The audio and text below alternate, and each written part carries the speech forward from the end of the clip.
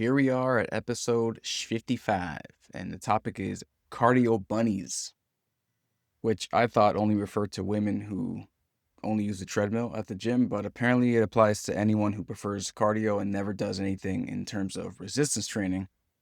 So there's that. I was going to say the topic is sweat addiction, but I think cardio bunnies is more amusing, so there we go. And it's pretty much what I said. It's those people, mostly women, but it could be anyone, who goes to the gym, just spends all their time on the ellipticals, the treadmills, the stair climbers, then they leave. And that's not just their cardio day or whatever. That's just what they do. Now, if they're runners or something like that, trying to build endurance, whatever it is, that can be okay. Steady state cardio is pretty nice. But the issue is most of these people, as most people do, they have the goal of actually losing weight. That's why they're spending so much damn time sweating. I got to tell you, there's some problems with this plan. Now, I'm going to group in people who are addicted to sweat into this group of cardio bunnies. I'm talking not only just the people who spend all their gym time on the treadmill, but the people who come into the gym, do a group fitness class that's a bunch of clown shit, and then leave, and that's it. To me, these people are the same. They think that sweating will lose you weight. Got some bad news for you, buddy. Sweating is how your body cools itself off. That's pretty much the only purpose. Do you know how you actually lose weight? Most people don't know this, but you don't lose weight through sweating a bunch. Otherwise, people who go to the sauna all the time would be thin and lean as hell. The way you actually lose weight, well, process-wise, is by having your body be at a caloric deficit. But the actual way that your body loses the extra mass is through your breath. It comes out as carbon dioxide as you breathe. Point is, the extra weight comes off via air, not through liquid. Which means if you sweat your ass off, that just means you're going to need to drink more water. You're not going to lose a bunch of more weight doing that. But that's what a lot of people think. You go exercise, you sweat, you lose weight that way. That's it. Now, cardio is good and sweating is good for your cardiovascular health. So your heart likes that stuff. It likes being challenged reasonably. And doing that stuff can burn you some calories, although I will say cardio does not burn as many calories as you think it does. If you work really, really hard in a session, you might lose a couple hundred calories. If you run a marathon, obviously you're going to burn a shit ton of calories too. But in the average cardio session, honestly, it's a couple hundred at most, which means a donut could wipe that out. So if you're thinking about weight loss, maybe just don't have the donut and you can accomplish the same math. Do cardio, but do it for your heart and your lungs, not to brute force the weight loss process. It's not going to work. And the issue with the people who only want to sweat by doing a bunch of cardio or doing these group fitness classes where they're doing all this stupid shit jumping around is that if there's no resistance in your training whatsoever, over time, if you add in cardio and change nothing else, obviously the added activity will you'll burn calories, you'll slowly lose weight over time. But the thing is, if there's no resistance as well, you'll also slowly lose muscle and strength over time too. Actually, you'll probably lose that faster because if you're only doing cardio, you're not training your muscles at all. So if you're not building, you're only slowly tearing down, then that'll happen faster. Whoops. The people who fall for this most, as I mentioned before, it's going to be women. The cardio bunnies themselves. And this is, of course, due to marketing yet again. The fitness industry, they tell women, hey, weights are for men. You don't want to be a fucking man, do you?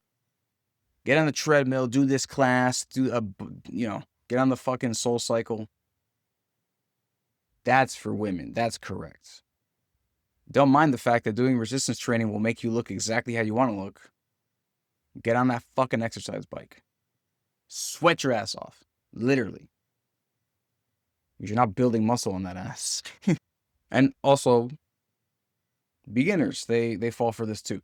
They're just starting out. Oftentimes, if they're not under the brainwashing that bodybuilding is king, they might be tempted to take another route because they're kind of intimidated with exercise. So they do stuff that requires no weights whatsoever, but they're not sure about what to do by themselves. You put them out in a mat, they're like, I don't know. So if they're not going to touch weights, they don't know what to do by themselves, then a machine would help. And what fits those criteria? Treadmill, stair climber, whatever it is. And guess what? I was one of these people. I lost 100 pounds overall, and the absolute beginning of my journey was, well, I was walking, which I found out quickly was not enough.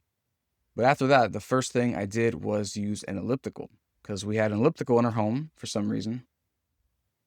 Even though the apartment was not that big, I don't know why we had that, but I was very thankful we had it, because I used that to start me off.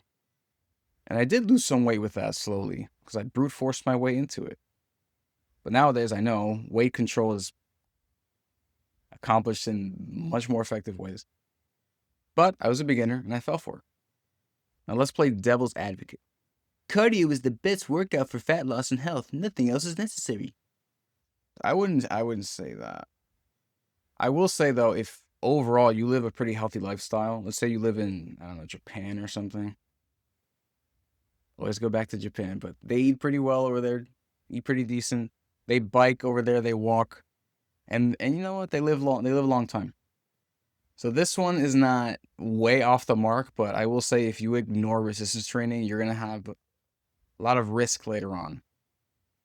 In terms of being brittle, not being able to support yourself, being a walker, wheelchair maybe.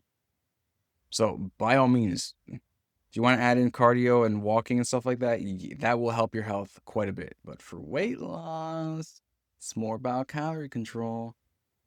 Next devil. Lifting weights makes women bulky. Cardio keeps you lean. I'm tired of hearing this because I've heard this in real life plenty of times.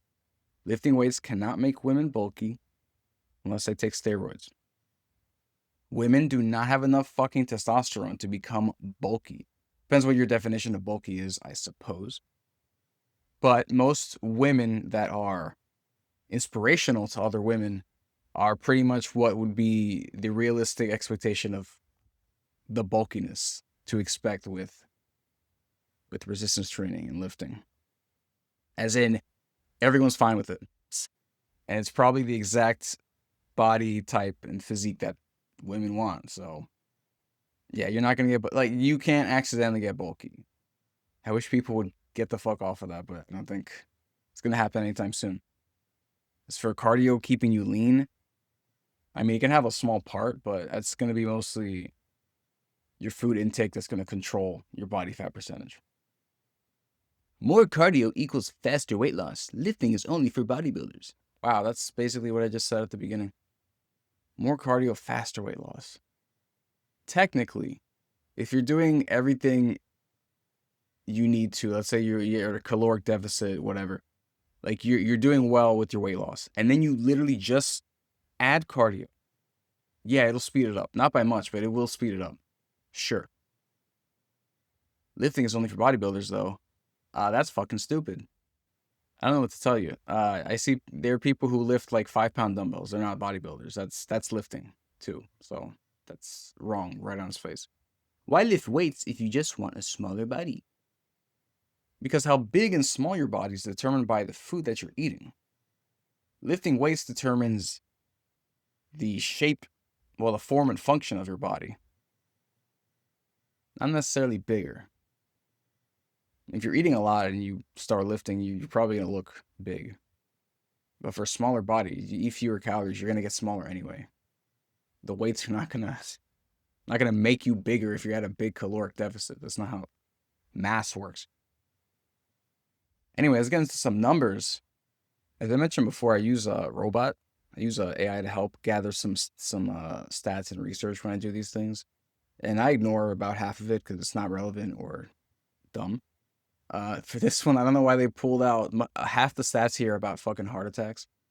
I don't know if it's going to be relevant. So I'm gonna skip that shit. The stats actually suck ass this week. The relevant ones don't even have numbers attached to them. So whoops, maybe no numbers. Yeah, I'm gonna disregard this shit this episode. Sorry.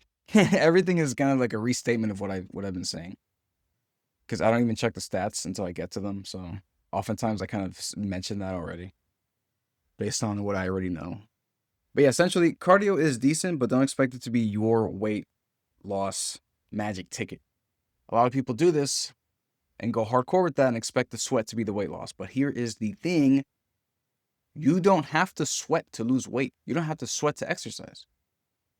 Now, if it's pretty challenging, you probably will, but you don't need to. If you finish a workout and you don't sweat whatsoever, I mean, at that point, maybe consider making it a little bit more challenging. But if you don't sweat at all, it doesn't mean you didn't accomplish something. It doesn't mean that it wasn't effective for you.